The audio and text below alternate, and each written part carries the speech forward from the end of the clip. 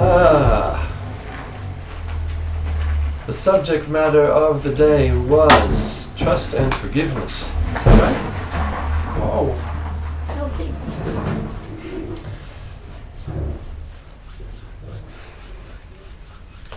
So I had a few minutes during breakfast time, and I was looking through like the Bhagavatam here, and Gita, and some other literature, and I was just sort of. They actually don't have, as far as I can tell, a word for trust in Sanskrit. The word for faith and the word for trust seem, in English they're not quite synonymous, they're sort of like overlapping, but in Sanskrit it seems that Shraddha, where one places one's heart, literally Shraddha, is the word for both. And Krishna talks about it quite a lot. It's a big thing in the literature. I think what we'll do is we will start with forgiveness. We'll segue to the three modes of material nature, a little bit of Plato, the unity of the virtues, and then we'll swing into trust if we get time. Tommy thinks that's a good idea. So, okay, yeah, let's start the other way. We'll start with forgiveness. So, about a month ago, or 5 weeks ago, in the White House, we had our last class there. Does anybody remember what that was? Is it the one where Sarit had a lot of questions? It was. Yeah. And we kicked it off with a quote from Albert Einstein. Do you remember that? Albert Einstein said that you cannot solve any problem on the earth, without a change in consciousness. And we put that to the test, and we opened it up. Albert Einstein, I never met that gentleman, but he seems to be fairly sharp. And I believe his words were, the way he said it was, you cannot solve a problem with the same consciousness in which it was created. So we'll start with that concept, and we'll open that up a little bit, and then we'll see how that applies to forgiveness. So, name a problem. Anything. Personal problem, world problem, global problem, national problem, any kind of problem. Environmental problem. Starving children in Starving children in Africa. Okay. Starving children in Africa. Would we accept then? What we'll do is we'll put Einstein's little statement. We'll try a few examples and see if it sort of holds true. So would we agree that there is actually enough on the earth, enough land on the earth, enough money on the earth, enough food on the earth, but by perhaps mismanagement, perhaps greed, perhaps selfishness, something like that, that somehow or other we still have a situation where, I haven't watched TV in a few years, but I remember those advertisements. They used to say like, 2 children will die this minute while this ad is going, or something crazy like that. And they die every minute. So we have such a...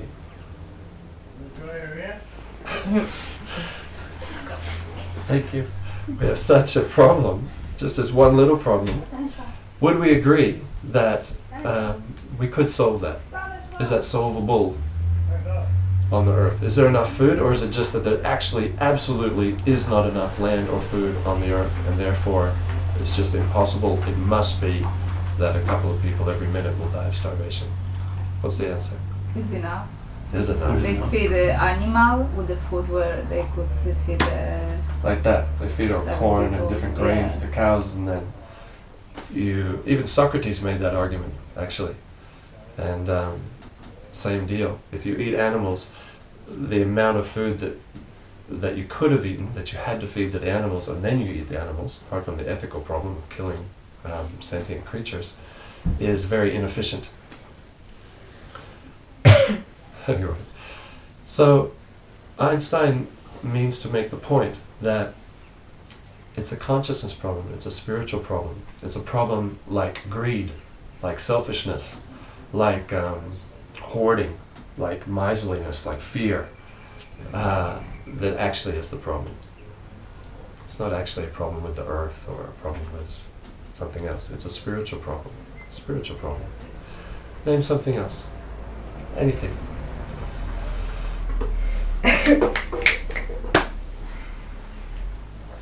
Lindsay. Oh man. I was just thinking how I was thinking. We should give everybody coffee as they come through the door, except for Rohan and me. The ozone layer could be a problem. Okay. So the ozone layer. What's that? That's greenhouse gases, Yeah. I think mostly from the cattle industry and from different chemicals and things, methane gas and all the sprays that have something in them. Again, you're looking at a problem based upon, let's call it excessive materialistic industry. Not that industry is necessarily bad, or and obviously we all want a nice life, nice clothes, nice food, nice friends, nice place to stay, all those things. And so many material technologies have helped us. Some branches of medicine, for example, or who knows what. So many things, I'm sure if we put our mind to it. Wonderful benefits are there, but when it gets excessive, then we start to, for one thing, destroy the very world that we live on. Last year there was a census not last year, was it last year? 2012 was an election year in the United States, I believe so. It was last year. They do these polls to determine what's important to the people. And then the politicians, they'll stand on a particular, I'm for education, if you vote for me, I'll do such and such. I'm for cheaper medicine or whatever, stuff like that. I'm a greenie, if you vote for me, I'll do this. So saving the planet was the 17th most important thing. Because you think like that would be important. We'll destroy the planet, that's not such a fuss. I'm more interested in something else. Anyway, I thought it was funny that it was 17. The year before it was 23.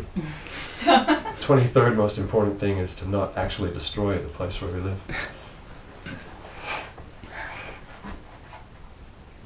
So, again, excessive materialistic endeavor is based upon some spiritual problem. Greed, lust, selfishness, desire, excessive desire, materialistic desire. Give us another one. Emotional pain. Emotional pain. Give us an example. Your girlfriend dumps you. Don't do that.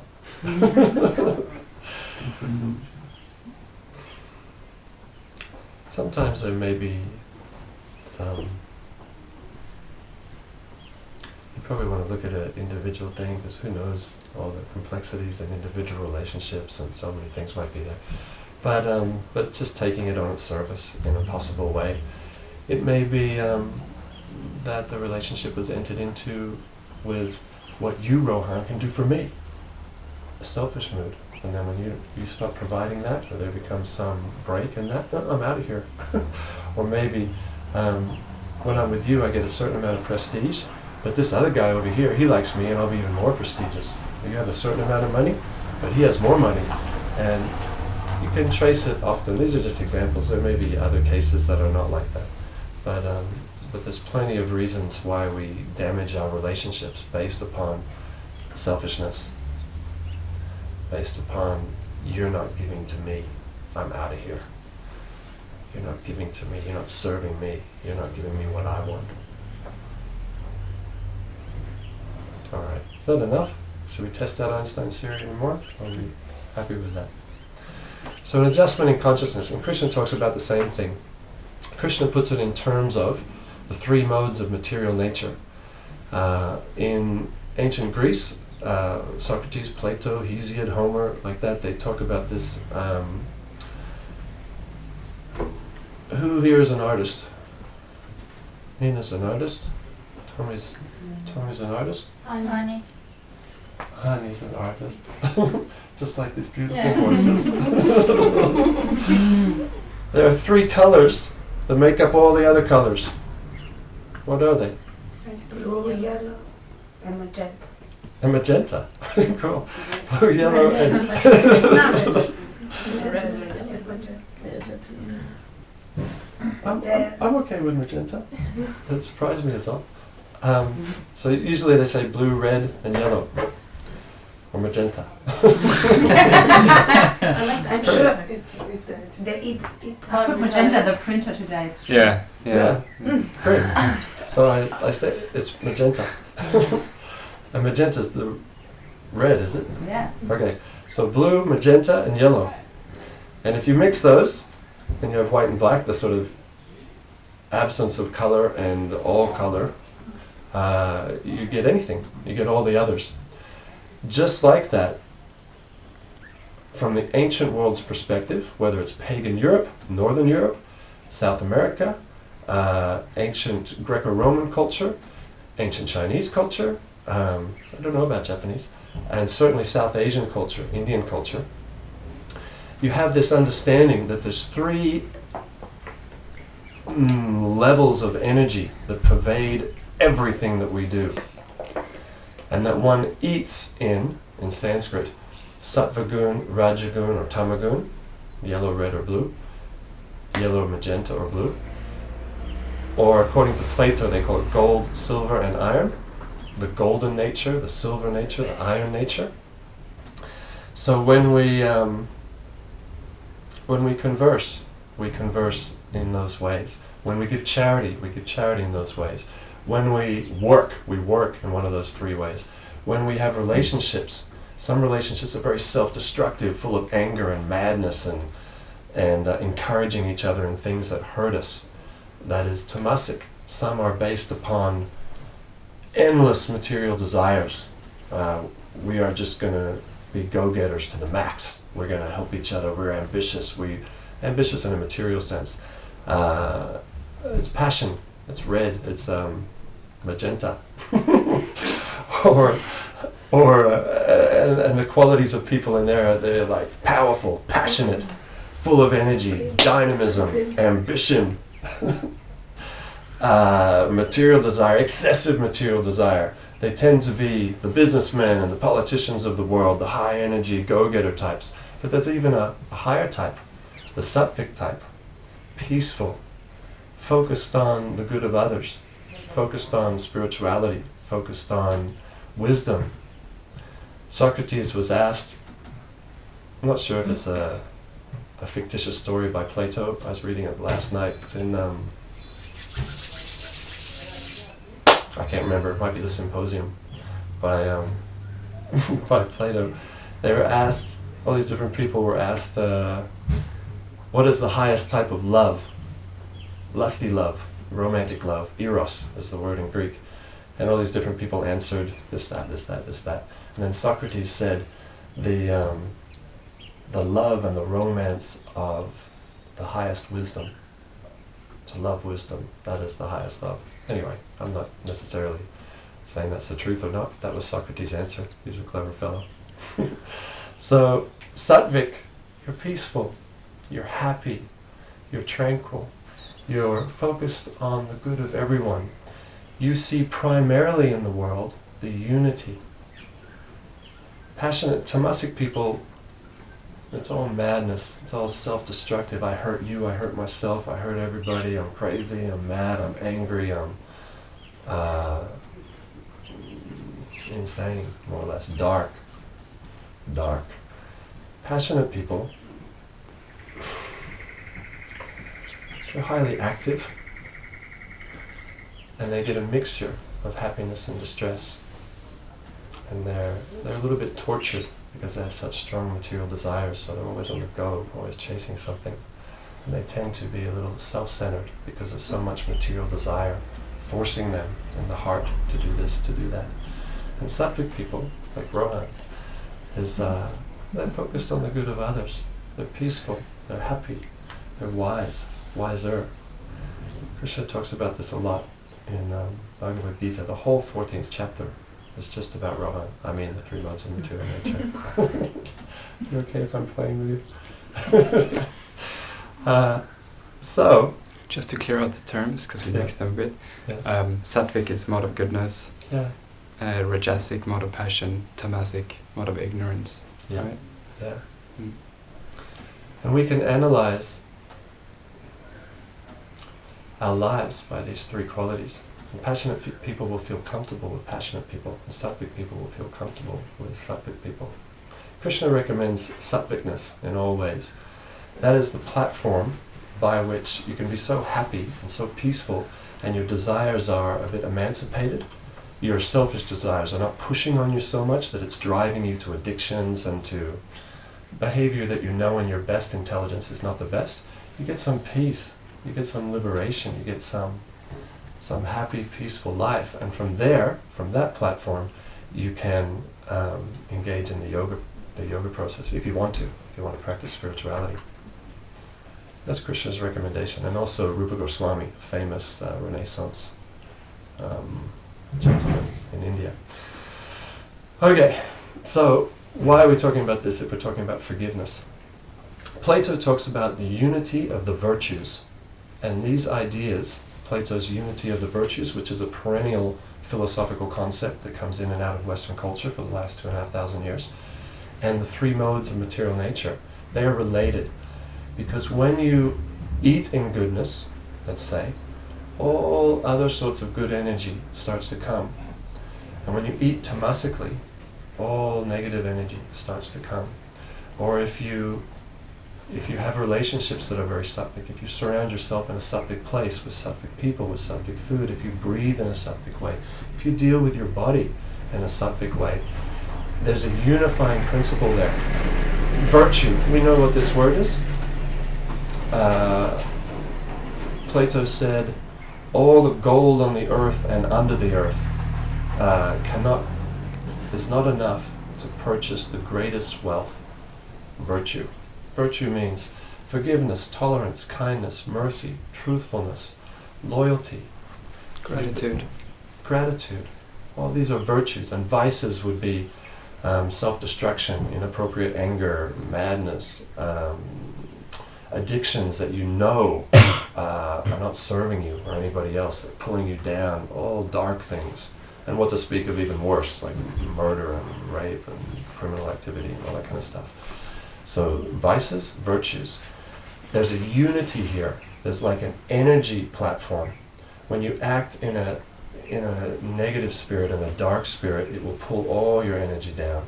And when you act in high ways, it goes up. The Dalai Lama bounced off this subject once. He said, whatever good you can do that.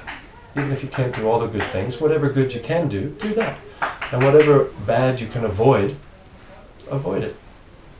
This idea that we may not be able to do everything, but if you can make some progress one way or another to lift your energy, you'll find that there's a unity there, that your whole energy lifts.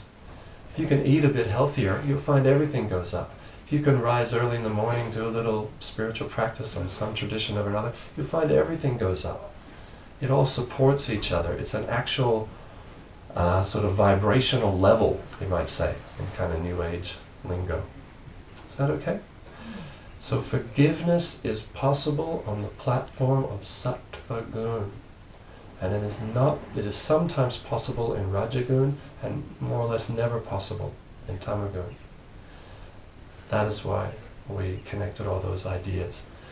That forgiveness is a virtue amongst many virtues. And we may not see the relationship between, say we have an anger issue, and we sometimes damage our relationships by letting that uncontrolled thing come out. And we hurt somebody who's blameless, someone who's a friend or family or whatever. And we may not see how that relates to an addiction we can't give up, or to a physical problem that we have, or to our inability to forgive. But all these things are related. And we, as practitioners of the spiritual path, people who are interested in the spiritual path, whatever tradition we follow, and whatever great teachers that really resonate with us, whatever language we speak, culture we follow, whatever, doesn't matter. This idea is ubiquitous.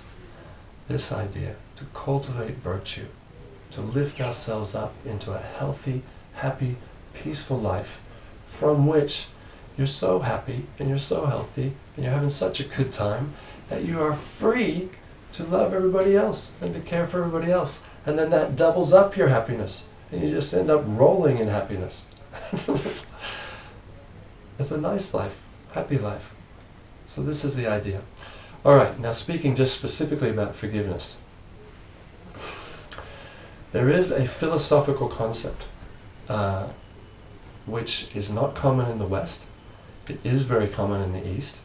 It's one of those things you can say in a sentence or two, but may take more than a lifetime to really understand. So you can try to focus in, see if you can grasp this point. If you can, it will free you tremendously. When we don't forgive, we hurt ourselves. Isn't it? You hold on to that. What's his name? Woody Allen, the director? Yeah. He said, when I don't forgive, I don't get angry, I grow a tumor. Yeah, he's just joking, but there's some there's some truth there.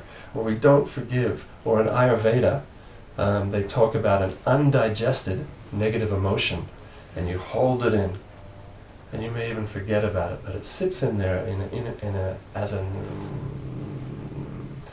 an energetic kind of way. It pulls you down. You're holding on to some darkness. Capture how self-destructive it is. Somebody hurts you, and your response is, I'm going to hurt myself more. It's not a rational response. Somebody hurt you, that's already bad. That's not good. Somebody hurt you. At least let it go.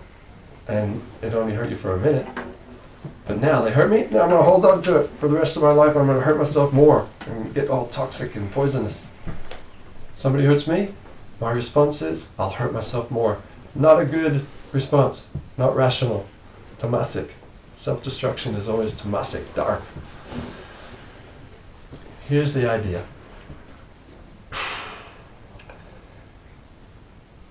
We are either going to accept, like Aristotle did, or like the Vedas do, or like Buddhism does, that this universe is just, rational, reasonable, just, there is justice in the universe, or not. If it's random, then this concept won't be able to help you.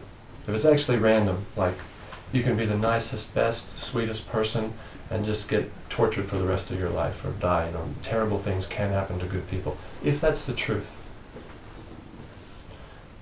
then we're in trouble because we're in a dangerous situation. But if it actually is just, if, as most people at most times and places on the earth have understood that there is a kind of divine reality, whether we can understand Krishna, Radha and Krishna, or whether we understand that in a different way, that there is actually a divine reality, and that there is therefore justice in the universe. In Buddhist and Vedic and Jain and some other, that whole culture area, they call it karma. That if you do good, if you try to meditate on good, manifest good, if you try to act, you will bring good back. That there is a reciprocal relationship there. And neutrally, you will get neutral. Negatively, you will get negative back. If we accept that, then, and here's the key point, the things that happen to us, they appear superficially to happen through some individual. But that person is not the cause of the negative thing or the positive thing that happens to us. We are the cause. You grasp that? So let's say Christian comes in here now and he hits me on the head with a hammer. And I'm not being... You okay?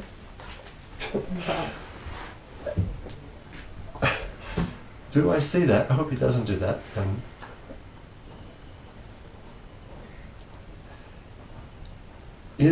Do I see passionately, rajasically, in the mode of silver or magenta or passion, this rajasic nature, do I see that he is the cause? And then my response will be, that's unfair, now I'm going to smash you with a hammer, or I'm going to get revenge, or God damn it, Christian, stop hitting me with a hammer, or whatever I do. If I respond in that way, from the passionate level of energy, from the passionate level of vision, then I get stuck. I'm in a revenge cycle now. I'm in a friend and an enemy cycle now. If I react to it tamasically, then who knows what I'll do. Maybe I'll kill him and I have to go to jail for the rest of my life. Maybe I'll get so angry I'll disturb everybody, disturb myself, hurt him. It's all dark. If I see sattvically, I immediately respond with, I caused that. Maybe this life, maybe previous life, whatever. I have manifested that reality into my life. It is not him. Christian is still my friend. I still care about Christian. I'm going to talk to him about why he hit me in the head with a hammer. But nonetheless, I don't see that. I see that reality. It's on the Viharika platform, the conventional platform of reality. It exists. I saw it. I work with it. But the primary thing in my vision, in the way I perceive, is that karma is real. This universe is just. There is a divine presence here.